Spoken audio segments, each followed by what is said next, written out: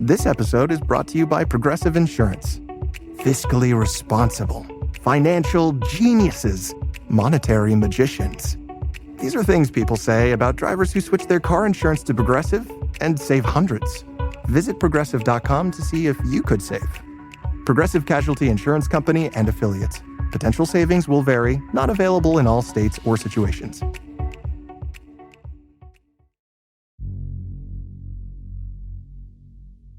There's something ancient about the fear we feel in the dark woods.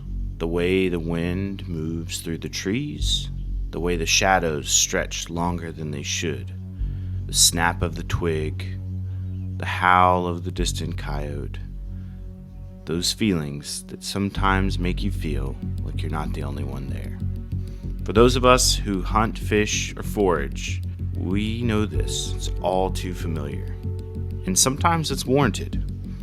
Sometimes it's not. Sometimes it's your own mind. But tonight, we're venturing into the haunted side of wild food. Real stories of misidentification, misfortune, and mystery. Tales of hunters who defied taboos, foragers who trusted their instincts and paid the price, and the myths that still echo warnings through generations. So settle in by the fire, because these stories don't just live in the past. They're still happening out there, somewhere in the dark.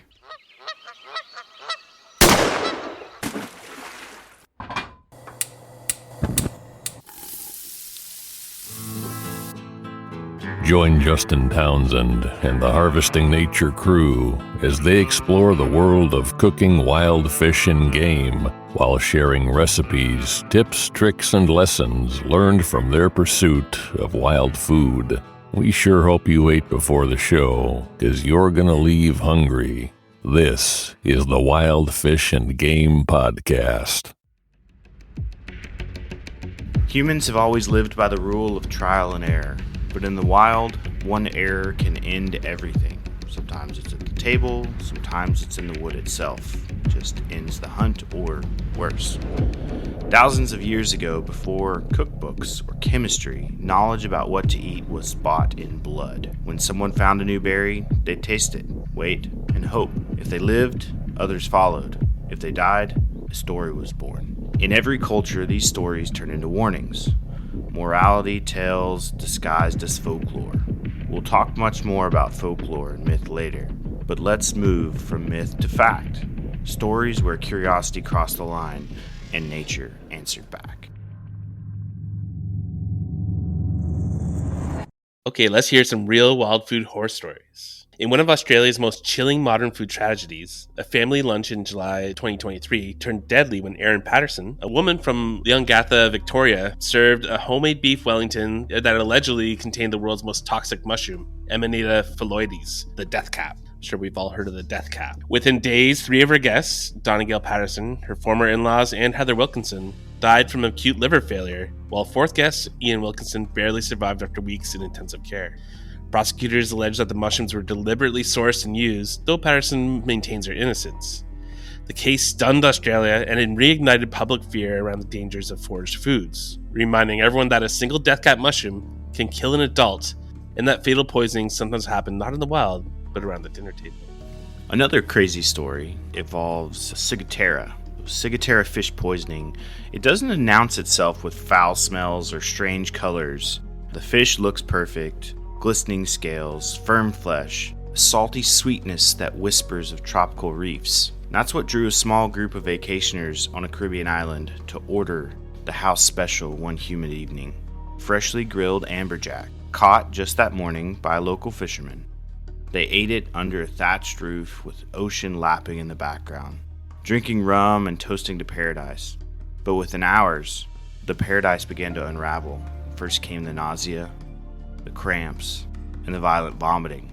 Then the feverish chills, except their bodies weren't cold. Their brains had flipped the switch.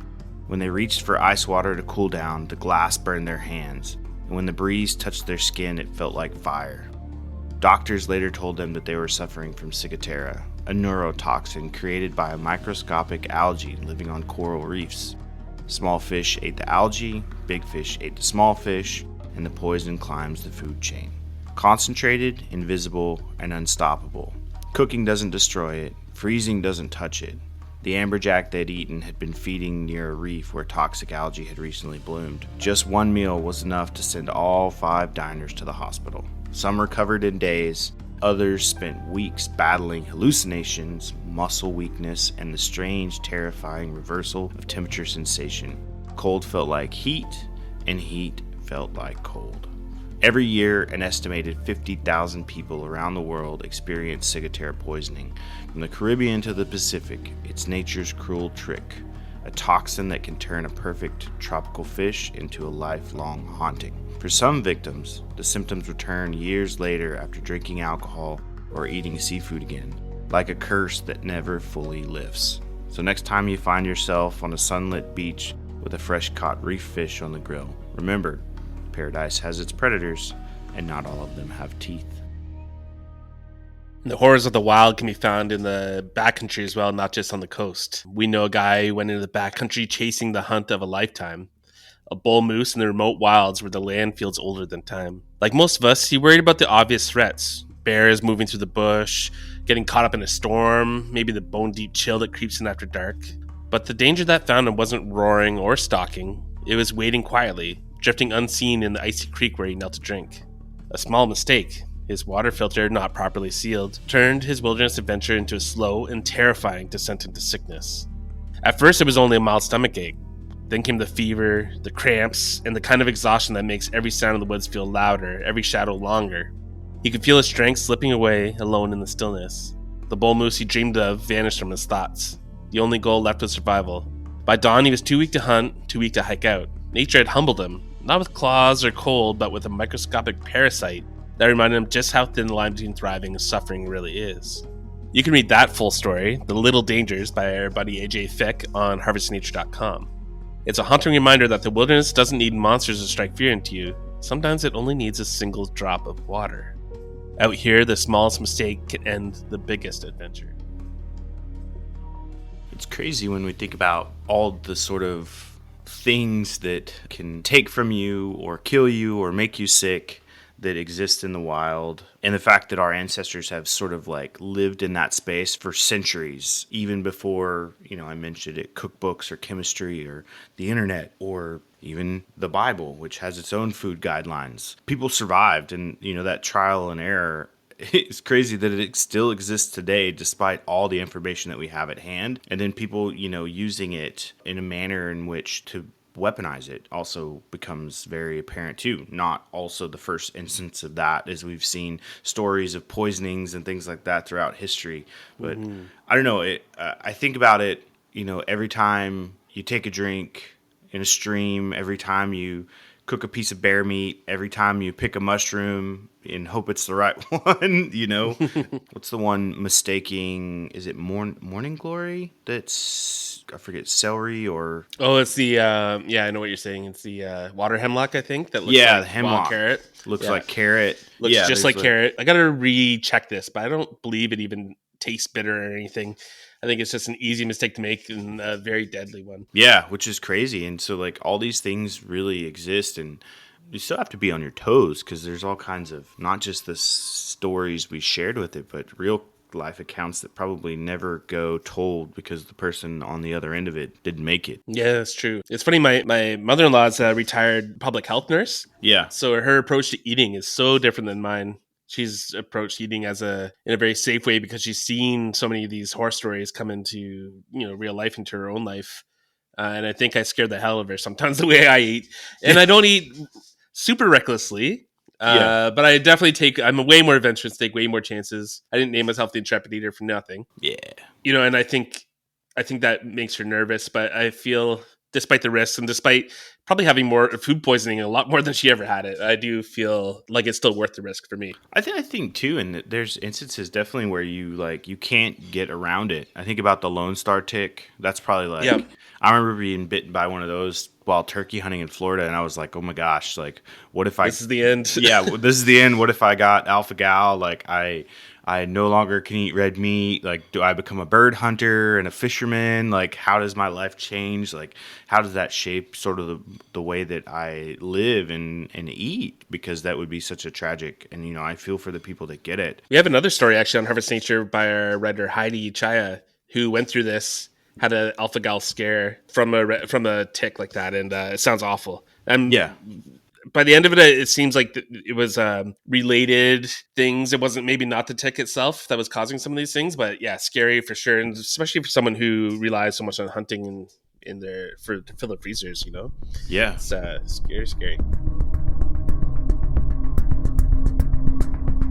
Let's talk a little bit about the things that protect us. And this has evolved throughout history. It exists in all types of cultures and really just pops out as like, why do we do the things we do? Why do we have a lucky meal? My like lucky meal, I'll tell you, when hunting, fried chicken. I don't know, for whatever reason, like I can eat fried chicken and then find success after. It's always been a thing. And so now I'm like, oh, I'm not really getting it. I'm not really figuring out, all right, you know, whether it's a full meal at a restaurant or a gas station, chicken tenders, like whatever, it strangely works. Never been a superstitious person kind of at all. But it's funny, I went on a successful black bear hunt recently, and was at the camp with some buddies, and I never hunted with them. Like, I hunted for turkey with them, but never for, you know, mammals. And one of the things that they did was had a peanut butter and jam sandwich before they went out. That was a ritual. Huh. You had to have one. And what's funny is that I had one every day, and the day I didn't eat one because I kind of forgot and left early, that's when I shot my bear. So, so I don't know. Didn't work out for them too great. But what about like specific clothing? I'm trying to think of like a lucky t-shirt or all that. I have the same pair of hunting clothes I've worn for like the last 10 years. So yeah, I'm just cheap. So that I think that's more than I wear the same things because I'm cheap rather than superstitious about it. But I know a lot of people have you know, their grandfather's old hunting shirt or gun or certain socks or certain boots that they have to wear. I feel like superstition is pretty strong with hunters from what I've seen on the outside. You know, pre-hunt, during the hunt, post-hunt, like they have talismans and superstitions and routines that kind of all flow to either protect them or make their hunt more successful. I think like even anglers too, bananas on boats. That's a big one that always stands out, which is funny because I've been on lots of boats and I've eaten lots of bananas. And then I remember everyone must be grumbling behind you. Yeah, no, well, like more for like work, but I've also like busted one out on a fishing boat once, and everybody like got super upset at me, and then I ended up being the one that caught all the fish that day, and they didn't catch any, and I'm like, see, this doesn't exist.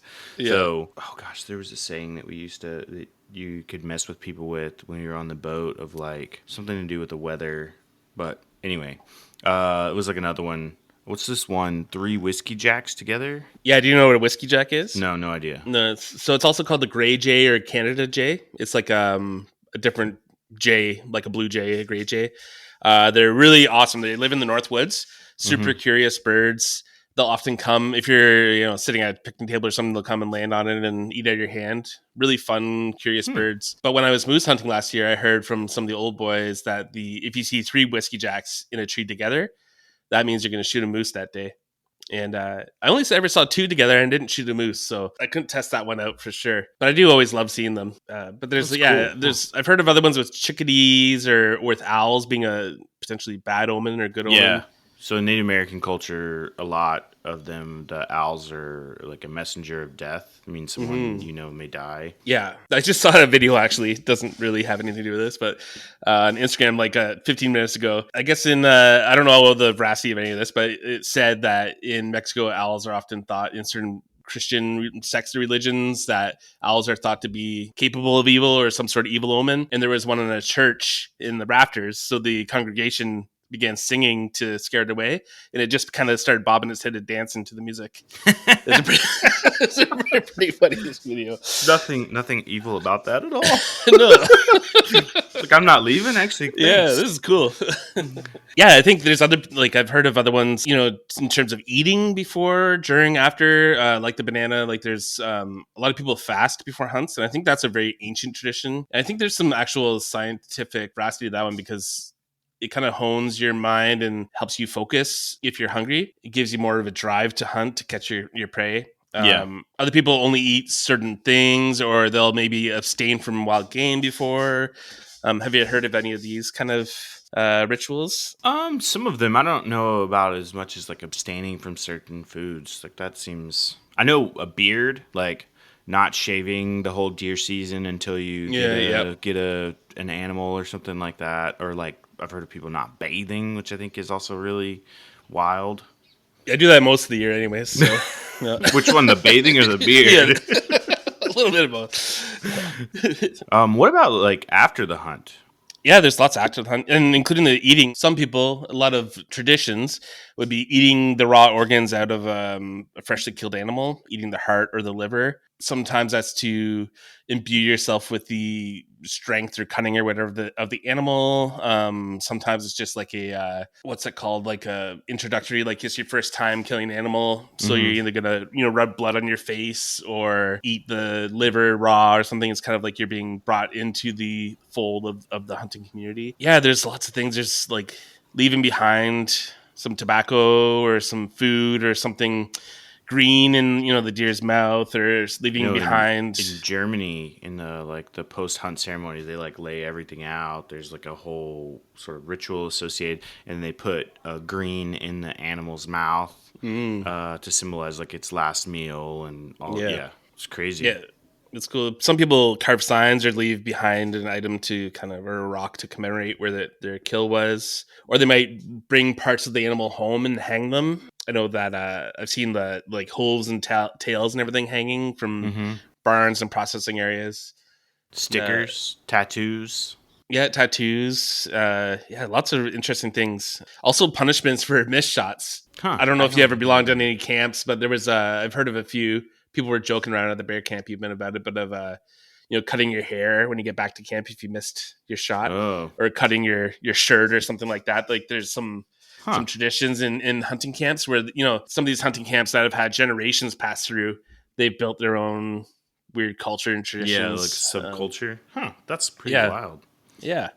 So there's a lot of this stuff is kind of supernatural. Like some of it has religious or cultural connotations. Some of it could be called luck or avoiding bad luck. But a lot of these omens and talismans and stuff, rabbit's foots or old shells or casings or feather. Maybe you leave a shell in your gun at the end. There's a lot of people who do that as well. Really, it comes down to this like kind of spooky, superstitious stuff that we don't really give much mind to, but it kind of fits in this. And I think there's I wonder how much science is behind some of this stuff and how much of it is kind of just the folklore, behind it. Yeah, I don't know.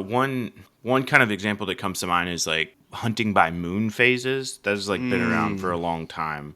I've talked about it. I've discussed it. We've written articles about it, Harvesting Nature, like all kinds of stuff. But like with the full moon, some hunters observed that animals might be more active during the night due to better visibility, and therefore less active during the day for feeding. Which, if you look at the patterns of deer, it kind of makes sense. But also, conversely, when you have a new moon, animals may become less active during the night because it's darker. It's also a weird thing because of like the visions that animals have, like the ability to see it at night versus day, and it gets a little weird. I guess like some people even believe like the gravitational effect of the moon in its phases affects blood or affects animals' behavior. We've always heard about the werewolf hunting on the full moon. Different like the folk tales and the old stories kind of mix into the science or madness behind it, whatever it is. Yeah, it gets very interesting too when you start talking about. I've even heard there's theories about how pressure has effects on both animals and people. And like low pressure and high pressure. So if you have an incoming storm, you get a buildup of low pressure. The barometric pressure changes, all those things. And like I think it's assessed for animals as well, as like if the pressure starts dropping, like an incoming storm is bound, that people start acting a little more crazier. And then if it's a higher pressure, people like mellow out. Interesting. I know my wife gets a headache every time a storm's rolling in once the pressure drops. It's pressure related. Like every single time. It took us a couple years to fully figure it out, but she's like, my headache's coming. I look outside and there's like a storm rolling in. You should get a barometer and I see should track it closely. if the point at which she gets a headache and like mark the Where number. it actually is. Yeah. And if that's happening to her, then maybe it could be happening to animals. And a lot of animals that I've butchered over the years have had extensive injuries that they've healed over and continued living through. And I'm sure those injuries, like everyone's bad knee acts up in a rainstorm, whatever, like I'm sure there's different pressures that we can't see that are affecting the animals, but it's more of on an individual level, I'd say, maybe than a collective level. Holistic, yeah. I know the science behind the moon phases, there have been studies about it, and they've failed to find a real consistent, significant link between, moon phases and deer movement patterns. And enough, there's like some tiny little connections, but you're way better off planning your hunts on weather conditions, time of year, like following the rut, where the wind's blowing. Like all these things will probably get you more deer than relying on moon phases. Mm-hmm. Weather, temperature, hunter pressure, a lot of these things have way more influence than the moon, but you never know. I think they say that many hunters believe the moon affects their success because they are more likely to remember it. If you connect these things to your successes, you can easily forget that it was perhaps the same when you weren't successful, and you just don't remember those parts. Confirmation bias. Yeah, exactly. Yeah. But I think even too, it's weird. And it's also like this illusion of control, and that carries over to just like the lucky items or routine or a certain ritual. And I think this spans not just modern time, but if you go back and look at like, Native Americans and doing dances before going on a buffalo hunt or going off to war, or lots and lots of things occur this way. And by repeating this specific routine, hunters create a perceived causal link between their action and a successful outcome. And I think that feeling of influence helps reduce anxiety that comes with like a very uncertain event, which, if you look at all of this kind of holistically, from the spooky side to the not spooky side of like, why do hunters and anglers and even probably foragers, we're trying to add causality, action, result to something that is like 100% out of our control, that we as humans depend on for sustenance and for safety and all these things. So, in high stakes situations, so like stalking a long-awaited animal, rituals can like calm the nerves, enhance the focus, add that sort of feeling like I'm in control, I'm part of this process, like it's going to work out, and it creates this like placebo effect that can boost confidence, reduce distractions, and help people explain the unexplainable and find success in that moment. Or maybe there's more. I don't know. Tell us what you think, everyone. Let us weigh in on taboos and superstitions and things like that. There's definitely there's a lot to unpack in that for sure. And, definitely. I think you can look back at cultures throughout history and there's a lot of crazy, what we would view now as crazy rituals that were just part of like everyday life. Mm-hmm. Yeah, scarring rituals and so much more. And I think I really like that thought of we're up against a lot when it comes to like nature. We're part of it. We're up against it. It's trying to kill us at all points in time. It's keeping us alive at all points in time. It's kind of a chaotic mess, and humans don't like chaotic messes. And I think having these things, surrounding yourself with these totems and these routines and everything helps give you that sense of agency over your own life and over your own hunt. And I think that's a human condition that we crave, to have control. Yeah, it's really, really thought provoking. I like that a lot. Yeah. And I mean, if you even go beyond that, you start looking at taboos, things of that sort. Of like, when we talk about dangerous foods, people generally go towards like poison or bad luck. But the truth is, a lot of cultures figured out how to keep themselves safe long before they knew that these things were dangerous. And then they built rules, society-based rules, either rituals or taboos or traditions. And those rules kept entire generations alive.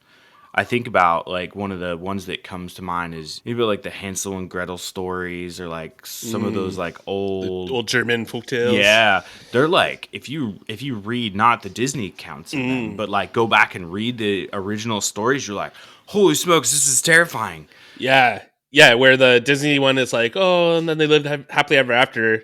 In the Grimm tale, it's like, oh, then he was forced to eat his own hands and became Yeah. like something awful. Like they're all You such like awful the stories. intent was you scared people so much into believing something that they didn't do that thing.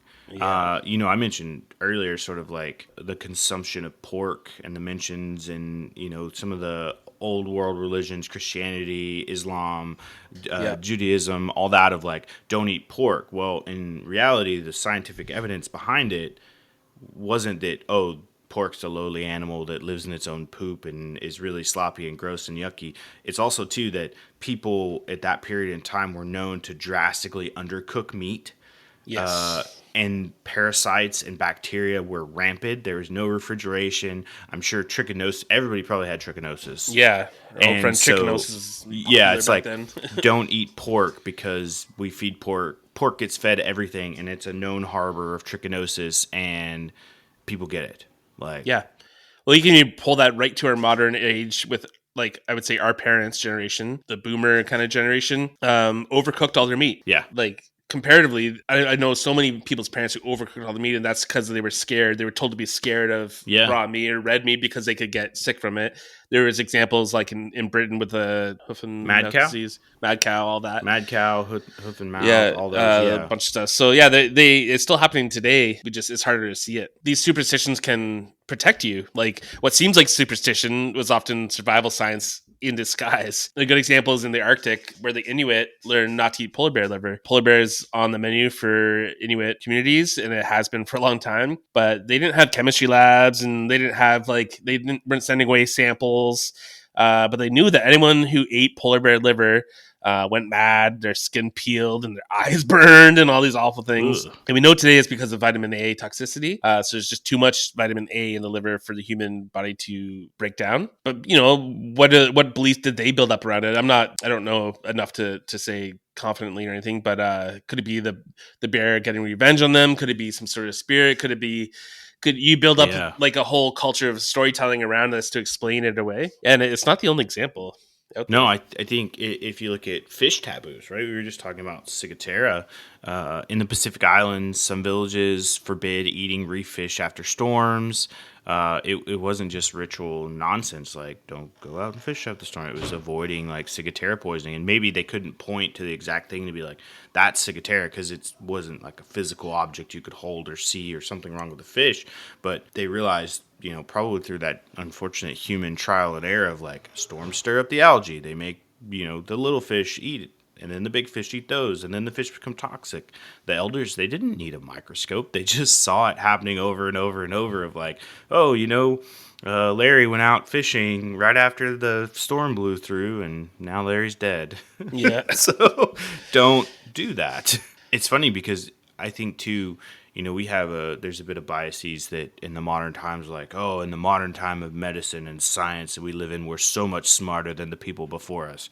I think that notion of like trial and error probably was and survivability was much more stronger than it was now because there weren't all these things, you get a messed up stomach, you can go take Pepto-Bismol or a pill that has like, cures you from having diarrhea. But in reality, like, in looking at historical text of things like that throughout history, dysentery. How many people died of dysentery? Yeah, so many people. Yeah, died just like all that is like my stomach stayed messed up for so long, I dehydrated and died. Just died. Yeah, Yeah. So many things can kill you like that. It's interesting that we still pursue dangerous foods in spite of that. I don't know if it's trying to connect with our ancestral past, still living on the edge of some way, but like in Japan, and I think everyone knows this because of The Simpsons.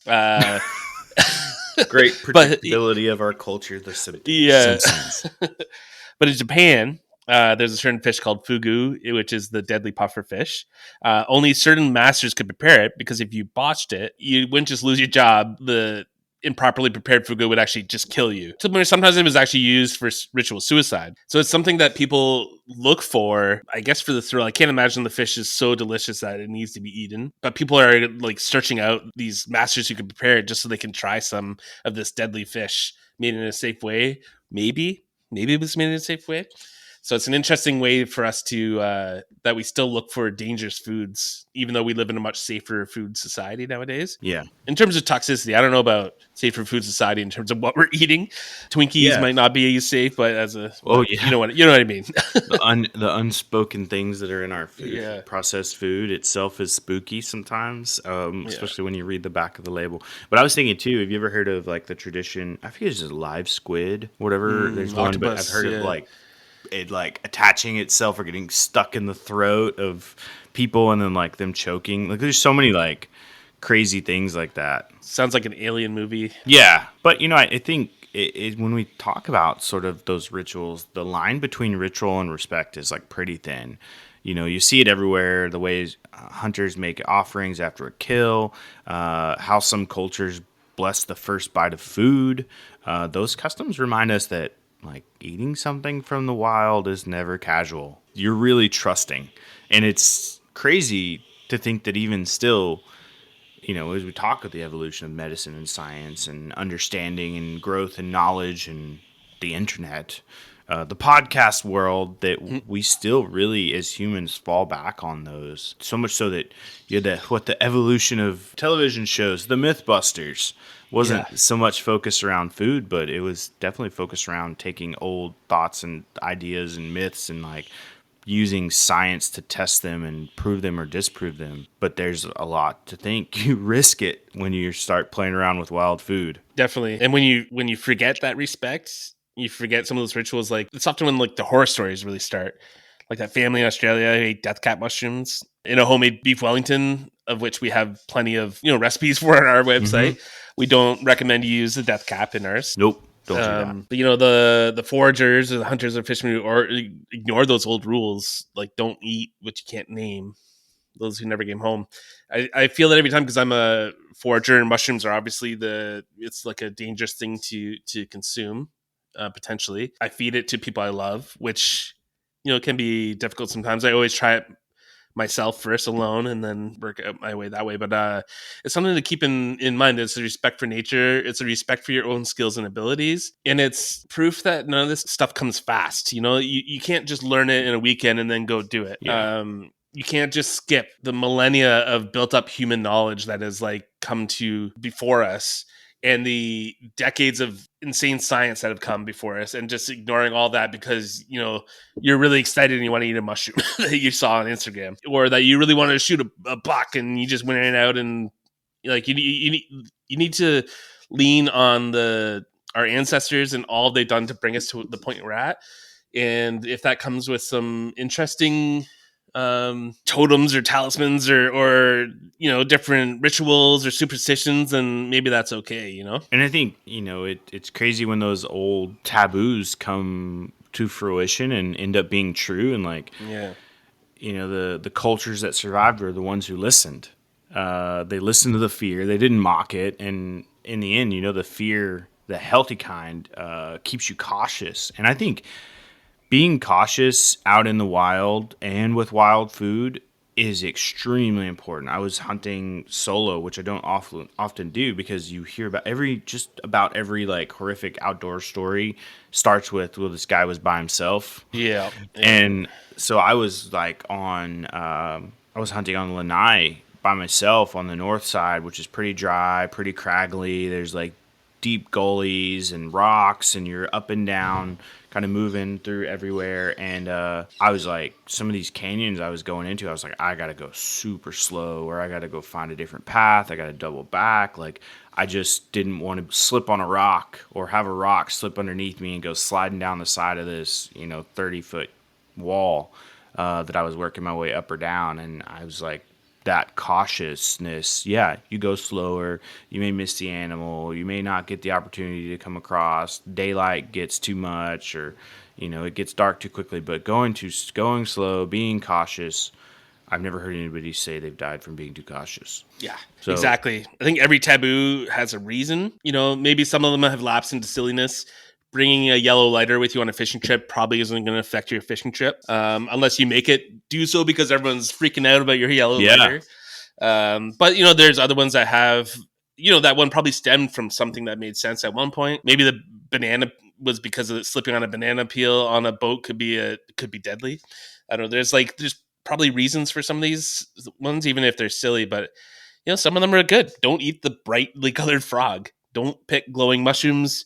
Don't fish the reef after a storm. They all kind of mean the same thing. The wild has rules, and they're written in blood, not ink. And you got to pay attention.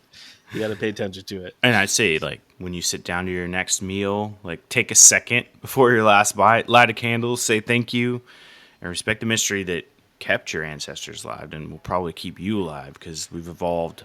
Although one thing we haven't evolved away from is soaking meat in ice water.